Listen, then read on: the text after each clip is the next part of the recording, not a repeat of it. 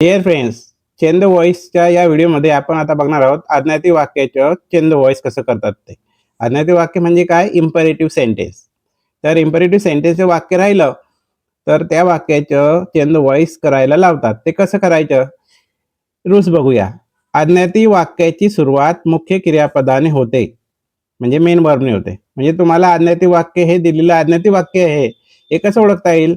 तर त्या आज्ञार्थी वाक्याची म्हणजे ते इम्पेरेटिव्ह सेंटेन्सची सुरुवात मेन वर्बने होते. जसं स्टॉप शब्द आहे, स्टॉप. स्टॉप द कारमध्ये स्टॉप ही V1 आहे, मुख्य क्रियापद आहे.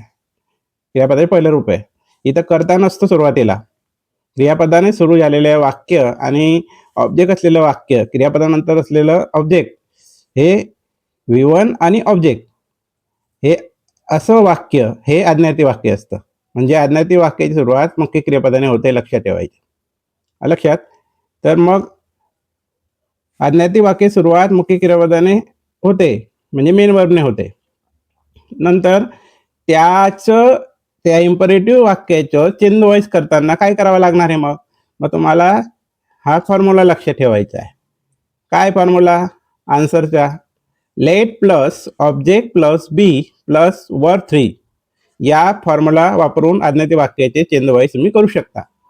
मग याच्यामध्ये लेट म्हणजे काय? लेट म्हणजे परमिशन हा एक अर्थ होतो. लेट म्हणजे आज्ञा हा असा अर्थ होतो. मग आपण आज्ञार्थी वाक्य शिकतोय, मग आज्ञार्थी वाक्याच्या चेंज द व्हॉइस शिकतोय, म्हणजे आपल्याला लेट हे आज्ञार्थी शब्द आपल्याला इथं वापरावं लागणार.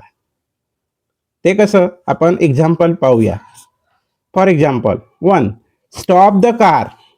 आता स्टॉप द कार हे वाक्य आहे आज्ञार्थी वाक्य, इम्पेरेटिव्ह वाक्य. का? कारण मुख्य क्रियापदाने सुरुवात झालेली आहे, करता नाही आहे, हे लक्षात ठेवायचं. मुख्य क्रियापद सुरुवात झाली आहे आणि इथं ऑब्जेक्ट आहे. मग स्टॉप द कार हे असं वाक्य आज्ञार्थी वाक्य आहे. मग त्याचे आन्सर लिहिताना तुम्हाला हा फॉर्म्युला लक्षात ठेवायचा. यानुसार आन्सर काढू शकता. काय सांगितलं आहे? आधी लेट लिहायचं. आन्सरमध्ये लेटने सुरुवात केली. लेटने तर काय करायचं मित्रांनो? ऑब्जेक्ट लिहायला लावला आहे. मग ऑब्जेक्ट कोण इथं? द कार लिहिला.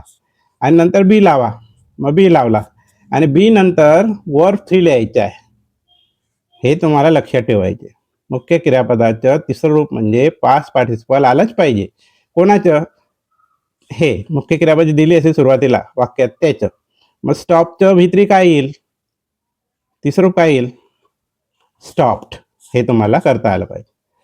मग let the car be stop हे तुमचं इम्पेरेटिव्ह सेंटेन्सचं चेंज द व्हॉइस होईल. दुसरं एक्झाम्पल पाहूया. Right a poem. राईट हे V1 आहे आणि अ पोएम ऑब्जेक्ट आहे. राईट अ पोएम, कविता लिही किंवा कविता लिहा, ही आज्ञा झाली. मग या आज्ञार्थी वाक्याचं चेंज द व्हॉइस करताना लेटने सुरुवात करायला लावलेली आहे, हे केली. नंतर ऑब्जेक्ट लिहिला पोएम, नंतर फॉर्म्युलानुसार बी लावला. बी नंतर या V1च्या राईटच्या तुम्हाला V3 माहिती पाहिजे, पास्ट पार्टिसिपल माहिती पाहिजे, ते आहे रिटर्न आणि फुल स्टॉप. असं तुम्हाला आन्सर लिहायचे आहे. सर्व आन्सर कशाने लिहिता येईल तुम्हाला हा फॉर्म्युला लक्षात ठेवायचा त्यानुसार. Third change the voice. आता तुम्ही सांगाल चेंज द व्हॉइसचं आपण चेंज द व्हॉइस शिकतोय आणि चेंज द व्हॉइस नाव कसं काय आलं सेंटेन्स म्हणून?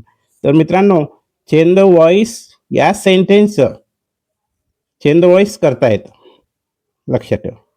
काही प्रश्न विचारतात, तुला चेंज द व्हॉइस येतं का रे? मग कन्फ्यूज होऊन जातो, अरे चेंज द व्हॉइस कसं करता येईल? तर इथं या स्टेटमेंटमध्ये वाक्यामध्ये चेंज ही आता V1 आहे, हे लक्षात ठेवायचे. चेंज म्हणजे बदलणे. मग क्रियापद आहे हे, आणि क्रियापद असल्यामुळे ते आज्ञार्थी वाक्यामध्ये येतं. नंतर हा ओ आहे द व्हॉइस. मग याचं चेंज द व्हॉइस सुद्धा होतं. ते असं लेटने सुरुवात, ऑब्जेक्ट लिहायचा द व्हॉइस, नंतर नियमानुसार बी लावायचं आणि बी नंतर चेंज या पहिल्या रूपाचं तिसरं रूप तुम्हाला आलं पाहिजे, ते चेंज.